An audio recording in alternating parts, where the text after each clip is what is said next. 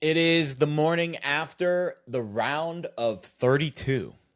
Episode 28 of TMA. I appreciate you joining me. What a week it's been. This will be a shorter show than usual. I am freaking gassed. It has been, I think this is probably my busiest week of the year in terms of back to back to back to back days of just nonstop action, wall to wall, sun up to sundown. Usually in the NFL season, right, we get a break. It's one day and then we get a few days off. During bowl season, it does get condensed, but there's usually only 4 or 5 games in a day. I mean, this is Tuesday, Wednesday night, 2 games each. Then it's Thursday, Friday, 32 games in 48 hours. And then things obviously slow down a little bit over the weekend where you get a 16-game slate in a 48-hour span. But in terms of the betting, in terms of handicapping the situations, in terms of trying to get ahead of the market, in terms of just keeping your head on straight, I do think this is my busiest week of the year. So I'm glad that it's in the rearview mirror. I'm going to do a quick sprint through what we saw this week and then wrap things up and call it a day and probably reassess and have a much more in-depth show next week and get back to some of the topical stuff that we like to talk about and have a little bit more of a chance to breathe because again, it was a wild week. A really good week betting-wise. You've been following my picks on Patreon. 38 and 28 this week in the tournament. Up almost 10 units, about 15% ROI. And again, I ain't charging that much for the picks. You get a free week. It's $20 for the month. If you just signed up this week, you already paid your monthly subscription for sure because we had a really solid week. Really good weekend, too. And I think the reason why I do well betting these games, same reason why I do well during bowl season. I think when you get to these tight turnarounds, when you get to these situational spots in the tournament and you watch one team and then you see what adjustments they're able to make and then you handicap how that team's going to fare against the other team that played in that same pod and then you spin it forward 24 hours, 48 hours, and you do the same thing over the weekend. I think situational handicapping matters, and that's my strength. Again, I'm not a professional gambler. I don't bet numbers. I try to find the best number, but I'm a situational handicapper. That is my strength. I know what my strengths and my weaknesses are, and I feel that this tournament tends to bring out my strengths. Very similar to bowl season. It's kind of a very similar handicap where it's not like the regular season. It's a totally different element. So I'll get into some examples of that a little bit later in the show. But first, I want to start out with some macro talk from the week, things that we saw during the NCAA tournament this week. The big storyline, especially on Friday, was that NIL killed Cinderella. And people were really miffed that there were so many blowouts. And it was a historically wide margin day of the favorites winning and winning with margin. But I want to pump the brakes on the whole tourney is dead talk because I think it's a load of bullshit.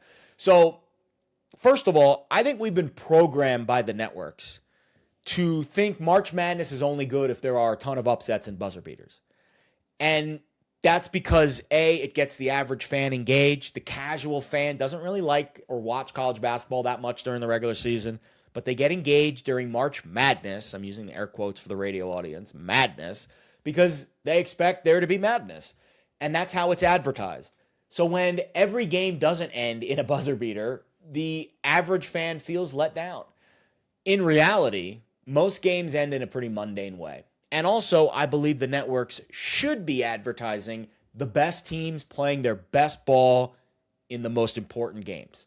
And that's what, to me, March Madness is all about. We saw a lot of that over the weekend. We saw, especially on Saturday and Sunday. On Friday, we saw really good teams beating really bad teams by wide margins. I wouldn't say bad teams. I'd say average teams. But those really good teams then played each other on Saturday and Sunday, and we saw madness. So I think people just need to have a little bit of patience and a little bit more discernment when opining on the tournament being dead because we had one day of blowouts. The glass slipper is going to be something that is more fewer and far between. We are not going to see as many mid-majors make deep runs in the tournament. The NIL era is going to make it harder for Cinderella to exist. I think we need to reframe the fairy tale. It's not the glass slipper. It's David versus Goliath. And more often than not, Goliath is going to win. Frankly, I'm okay with that. Personally, I would rather see the best teams play each other in the later rounds. And that's what we're getting. There are 0 mid-major conferences that made it to the Sweet 16. It's all Power 5. And I'll get to the breakdown in a minute. But the uncomfortable truth here is you've been programmed by the networks to believe that March Madness is bad unless there are a lot of upsets and buzzer beaters, instead of just appreciating the best teams playing their best ball. That being said, in a 48-hour period, we still had Kentucky buzzer beater to force overtime. Wild game against Santa Clara. We had VCU with a 19-point comeback against UNC. That game went to overtime, and the mid-major team beat the Blue Blood. We had Duke down double digits to 16th seeded Siena. Wild stuff there. Duke eventually pulled it out. We had High Point out of the Big South beat Wisconsin out of the Big Ten. By the way, the Big Ten's having a great tournament, so that's a pretty impressive win. And then we also had High Point battle Arkansas over the weekend. So I would estimate about 15% of the round of 64 games had quote-unquote madness. That's not bad. On average, I would say between 80 and 90% of college basketball games during the course of the regular season end in a pretty mundane way. There's nothing madness about it. But in the NCAA tournament, and the fact that we live in this culture where people have short attention spans, dopamine addictions, they doom scroll, they expect to be highly entertained at every moment. When a game ends in a normal way, people get let down. And then what do? They go voice these frustrations on social media, and they say stupid things like the tourney is dead. The tourney is not dead. It is alive and well. You just had to be a little bit patient.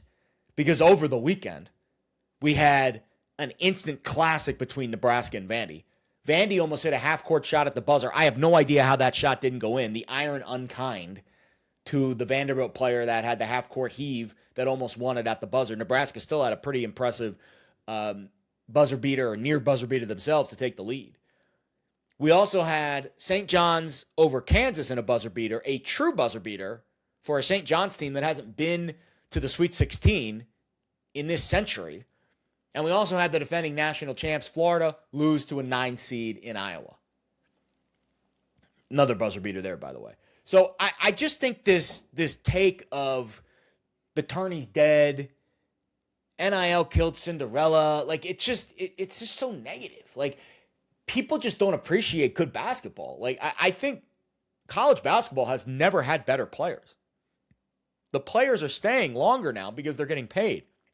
They all are grouping together in these clumps, and there is not as much diaspora. There's not as much diversity going on in college basketball.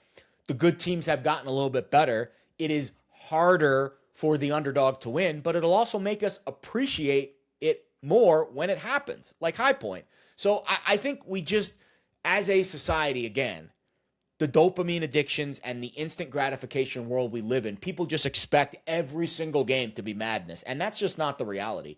So pump the brakes on the whole tourney is dead take, because I think it's complete bullshit. The underdogs really struggled, though, in this tournament. So that has been the narrative, is it's been a chalky tournament, and I think it will continue to stay chalky. I believe it'll make us appreciate the underdog more when it does happen, and it'll happen from time to time. But this is a tournament, as we break it down by seeds, that is very top-heavy. In terms of the conferences, it's also very top-heavy. 6 Big Ten teams made it to the Sweet 16. 4 SEC teams, 3 Big 12 teams. So 13 out of the 16 Sweet 16 participants are from, in my opinion, the top 3 conferences, Big 10, SEC, Big 12. You had 2 from the Big East, 1 from the ACC. We've seen this in prior years. The ACC is really starting to fall behind in the power conference landscape. I would put them clearly in the 4 spot of the Power 4. And the Big East has more Sweet 16 teams in the ACC this year, UConn and St. John's. If you go by seeds, 3 number 1 seeds made it, Duke, Arizona, Michigan. Nobody gives a fuck about my bracket, but in my Final 4, I have Duke, Arizona, Iowa State, and Houston. So I have 2 1 seeds and 2 2 seeds in my Final 4. All 4 2 seeds made it to the Sweet 16. Purdue deserved to win, probably didn't deserve to cover against Miami. Iowa State looked great. I'm telling you, this Iowa State team's legit. Even without Joshua Jefferson, they made Kentucky look small, which makes sense because Kentucky has no true point guard, and I would say Iowa State and that defense, TJ Otzelberger is an elite coach, great culture. They put the Wildcats in a torture chamber. Houston looked great. They beat Texas A&M to a pulp. Runner-up last year, lost to Florida in the national championship game. I think Houston, they play Illinois in a de facto home game in Houston in the Sweet 16, and then they get the Nebraska-Iowa winner. So I think Houston's going to the Final Four, guys. I really do. UConn and the Big East, I would say of the two seeds, they're the weakest, but nice win for them over UCLA, who kind of melted down late. 2-3 seeds made it to the Sweet 16, Michigan State and Illinois. I think Illinois is the better team of those two, but they've got the tougher matchup because they've got to play Houston in Houston, and Michigan State gets a UConn team that's still a little bit banged up. So I think Michigan State's got a chance to make the Elite Eight, but Illinois looked good against VCU. That was my one bad again, I had a great gambling week, but I got that game wrong. I thought VCU was going to battle Illinois, but the Illini looked absolutely nasty in that matchup. 3-4 seeds made it to the Sweet 16. Nebraska's story is great. I think, and I know they're not a Cinderella because they're in a major conference and they're a 4 seed, but this was a team, a program that had never won an NCAA tournament game until this week, and now they're in the Sweet 16. So I certainly think Nebraska is kind of like a de facto Cinderella because nobody expected them to be there, and they've got a chance to make the Elite Eight because they're playing Iowa in the Sweet 16. Arkansas looks legit. Darius Acuff Jr. is a supreme bucket getter. They're long, they're strong. They've got a really tough matchup against Arizona. That's going to be one of my favorite Sweet 16 games of the week. The Razorbacks, they're legit. Bama looked good on Sunday night against Texas Tech, but they made a million threes. I don't know if they can continue to make threes at that level. If they can, then they're a very dangerous team. But Michigan's gonna defend their asses off against that Bama team. So I wouldn't be shocked if Bama came back down to earth next week against Michigan. 1-5 seed made the Sweet 16, St. John's. I don't love this St. John's team offensively, but I do think they're a tough, gritty bunch, and Pitino's got them playing at a high level. So we'll see how they handle the Dukies, who I think is the best team left in the field with Arizona. So that'll be a tough matchup though for Duke. Or a tough matchup for St. John's facing Duke. Tennessee's in the Sweet 16. Hey, give Rick Barnes credit. Everyone always talks shit about his tournament record, but they're in the Sweet 16. Tough matchup against Iowa State. Even without Joshua Jefferson, I think Tennessee's going to be up against it in the Sweet 16. And then you've got your two real true Cinderellas, even though they're in power conferences. Iowa with the upset over Florida, the only 9 seed to make it, and then Texas, the only double-digit seed in the Sweet 16 out of the SEC. Big name, big conference, but still double-digit seed. Texas upsets Gonzaga, not your best Gonzaga team in recent years, and they are the only double-digit seed in the Sweet 16. So 3-1 seeds, 2-4 seeds, 2-3 seeds, 3-4 seeds, a 5, a 6, a 9, and an 11. That is your Final Four. Or, excuse me, that is your Sweet 16. The favorites have been on a really good run. So in the first 4, they went 1-3 against the spread, but in the round of 64 and round of 32 combined, they went 29-19 against the number. Pretty solid. By conference, good ATS records for the Big Ten, the Big 12, and the SEC. Big Ten and Big 12 went 21-9 against the spread in the first 2 rounds and including the first 4. SEC went 11-8. The Big East went 2-3. You did have 2 Big East teams that made the Sweet 16, but UConn did not cover in that opening game. And then the ACC went 3-9 against the spread, with only 1 team making the Sweet 16. So again, the number and the overall participation for the ACC continues to decline. That is a conference that I think is power conference in name only, but the numbers not really reflecting that. Shout out to my guy, Matty Betts. Really tough week for him. He's one of the content creators that does a lot of really good betting content, actually. But the one thing that I don't love that he does, and a lot of the other people who do this kind of gimmick during the NCAA tournament, they just bet $100 or $1,000 on every underdog money line. Well, you got absolutely wrecked this week. So even with the Iowa win on Sunday, which was plus 450 on the money line, if you bet $100 on every dog in this tourney, you are 12-40, down almost $1,800. I think the gimmicks and the weird, hey, I'm just going to do this for content, I don't think it works for the tourney. I think the tourney needs to be about hunkering down and handicapping these games. I think bowl season, the NCAA tourney, I think this is when the situational handicappers shine, like myself. I'm not a professional gambler. I don't have this syndicate. I don't have this algorithm figuring out what the number should be, and then if it's off, I'm going to bet it. Right? You get these syndicates that they don't even care what the situation is. If the number's off, they're betting it, and they're going to steam it up. Great example of it is the Iowa State-Kentucky game today. All of the sharps, every single one of every syndicate that I know of that was giving out picks was on Kentucky today. Plus 5.5, plus 5. I even saw some 6s in town. Didn't matter. The analysis was the number should be significantly lower without Joshua Jefferson. But what the number wasn't taking into account, or I guess that analysis was not taking into account, is the fact that Kentucky had a massive disadvantage in two key areas that matter a lot in March. One, guard play. Two, coaching. TJ Otzelberger is one of the best coaches in the nation. Mark Pope is not. Huge edge on a tight turnaround in the coaching box. Also, Kentucky does not have a point guard. That's not something that the analytics always account for.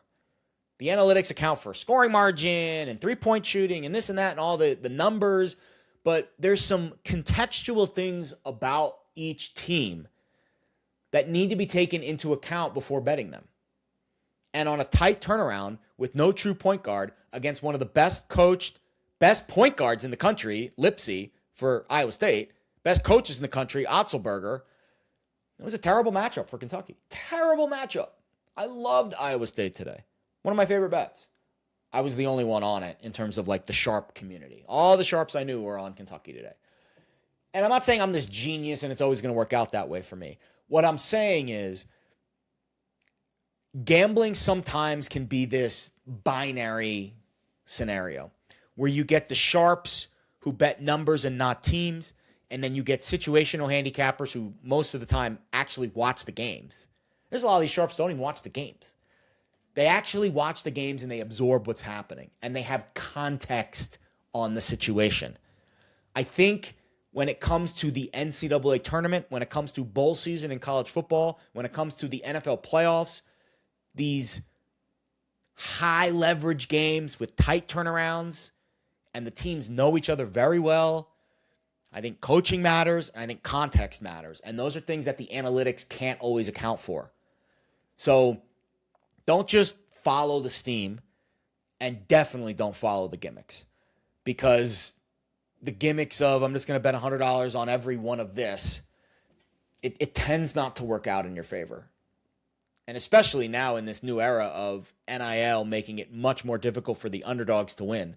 Do not just bet blindly on all these underdogs. You will be miserable at the end of it. You will be eating ice cubes for dinner, as Matty Betts posted a video of himself doing that on, I think it was Friday night when the favorites went 16-0. I mean, there was a stretch in there. If you go from Thursday night to Saturday, right? It was Thursday night. I think it was, I forget the Thursday night underdog that won. I think it might have been Nebraska, but no, I forget which underdog that won Thursday night. But all the favorites won on Friday, and then the underdog didn't win on Saturday until Texas beat Gonzaga, which I think was like the third or fourth game in. 21 straight favorites won outright. Imagine if you just blindly were throwing $100 on every underdog because you're stubborn and you've got this system that is a gimmick that you just want to do because you want action on every game. It's just not, it ain't it. It ain't it.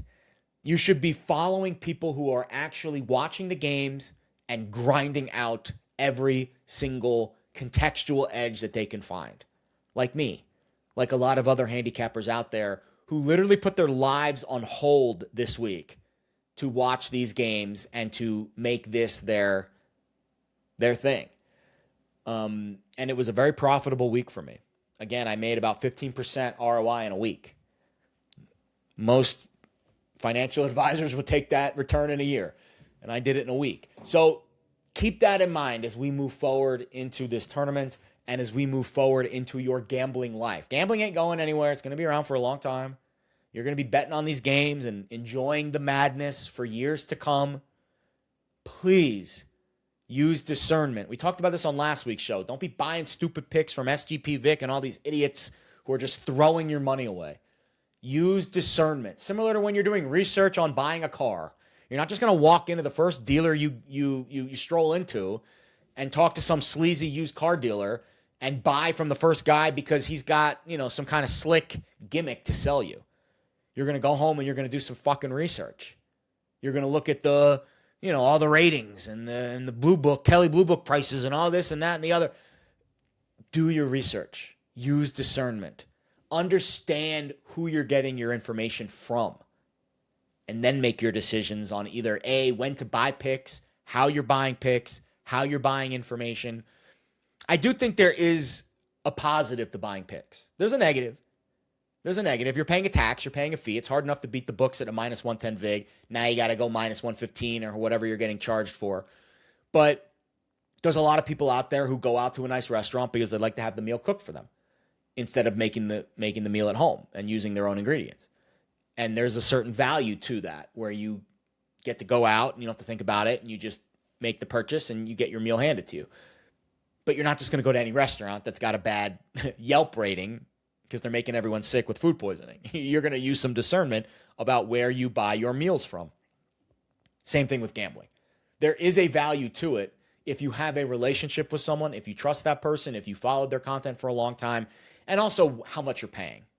For example, I charge $20 a month for my picks and all my other content, my charts and my graphs and all that other shit. It's like 75 cents a day. Is it worth that to you? If it is, great. If not, go find someone else. Or go find someone more expensive who maybe you get more bang for your buck from. It's all consumer culture. There's a place for all of these products out there.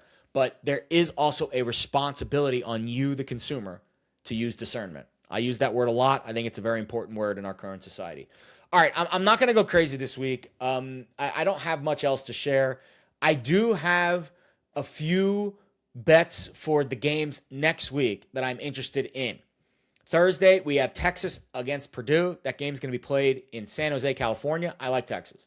You're getting over 7.5 right now. I saw some 8s out there. I think Purdue's defense was Swiss cheese against Miami, and they were very fortunate to cover.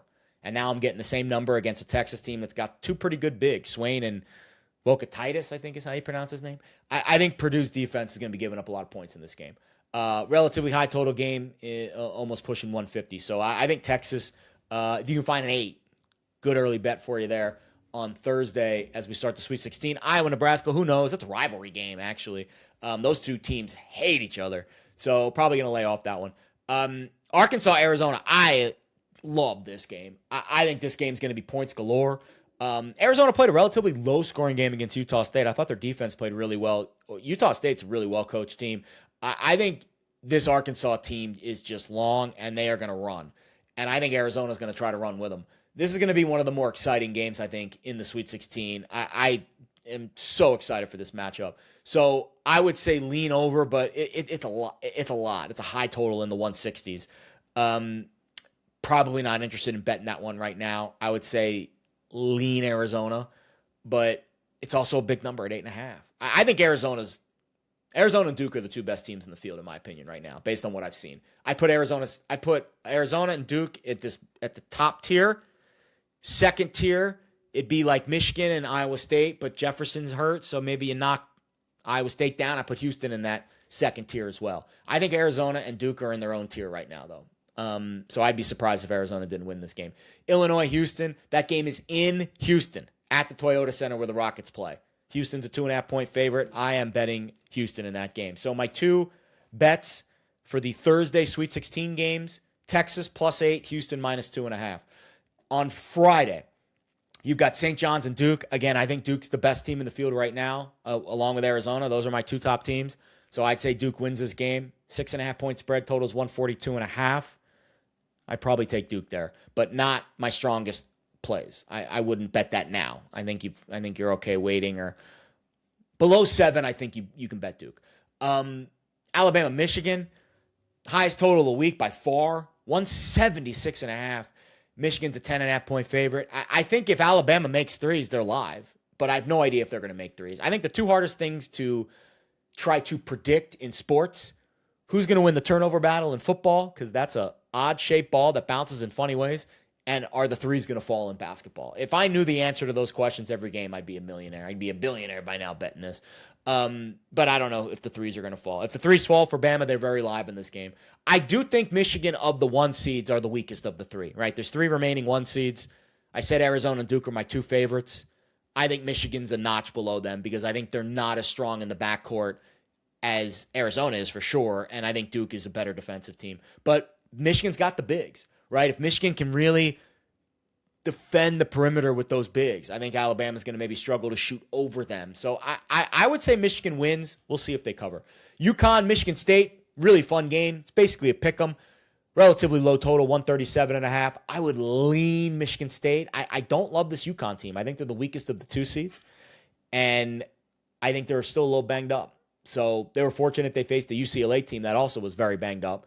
And that game was also close late before UCLA melted down and Mick Cronin got teed up. So I would say UConn, not my favorite of the favorites this week. I would say Michigan State would be the play there, but I'm not betting that game just yet. And Tennessee, Iowa State, I don't care if Jefferson plays. I think this Iowa State team's going to the Final Four, guys. I really do. I think they are. And now they're very fortunate to face a Michigan team that's going to have to run with Alabama. You know, let's just say Michigan advances, right? And they're a 10-point favorite. They're going to have to – Michigan's going to be – I mean, unless Alabama just completely falls flat on their face and makes no threes, that's the highest total of the week. Michigan's going to have to run with Bama, and then they're going to have a 48-hour turnaround to presumably play an Iowa State defense that wants to slow you down and grind you out. I mean, that's a really, really tough turnaround in a short time period, and we saw what Iowa State did to Kentucky on that tight turnaround. Now, Elliot Cadeau is a true point guard, where Kentucky did not have a true point guard, but I don't like Michigan's backcourt. With Kason hurt, Michigan's much better in the front court, and I think Iowa State's got enough size to match up with Luxembourg, Yaxel. I love Yaxel and Maher, the big. I think Iowa State's going to the Final Four, guys. I really do. But that'll be a really fun Elite Eight game if we get Michigan and Iowa State. That'll be played in Chicago. So basically a home game for Michigan, kind of. Iowa State, they'll have some pretty good crowd, going to Chicago. It's a true Midwest game between Michigan and Iowa State if they play that Elite Eight game in Chicago. So my bets for the Sweet 16, I'll give you 3 bets here in the Sweet 16. I'll give you Purdue. I'll give you Houston. I'll give you Iowa State. One more time. Not Purdue. Sorry, not Purdue. Texas +8 against Purdue. Texas +8 against Purdue. Houston -2.5 versus Illinois. Iowa State -3.5 versus Tennessee. Those are my 3 best bets for the Sweet 16. We're going to go 3-0. And our great tournament run of handicapping these games is going to continue because this is what we do, guys. We win twice every year. Bowl season, Super Bowl playoffs, and March Madness. That's when we have our best betting weeks of the year. And that was true this week. So I appreciate you tuning in. Episode 28 of The Morning After. Don't forget, subscribe to the YouTube channel. Subscribe to the Patreon if you want all the picks. I'll add more than just the ones I gave you here. I'll probably have a few more sprinkles throughout the week. You get a free week on Patreon, $20 a month, less than $1 a day. Worth your time, worth your money. If you were subscribed this week, you already paid for your full. I would say you paid for multiple month subscription just based off of how well we did this week. If you haven't subscribed to the newsletter, it goes out every Sunday night, Monday morning after we record the episode. It's basically a recap of the episode. And also subscribe to the Substack, the QB Read. Now that March Madness is starting to wind down, the NFL Draft will start to heat up. And I will have a lot more long-form written football analysis coming up over the next few weeks as we get close to the NFL Draft. I would say maybe you throw in the NFL Draft as another time that we typically win money betting. But that can be a little bit more hit or miss. So I appreciate your time this week. Again, a relatively short episode. I am freaking exhausted. I'm going to get this up as soon as I can, and I'm going to cut some clips, and then I'm going to go to sleep, and I will talk to y'all next week as we continue March Madness.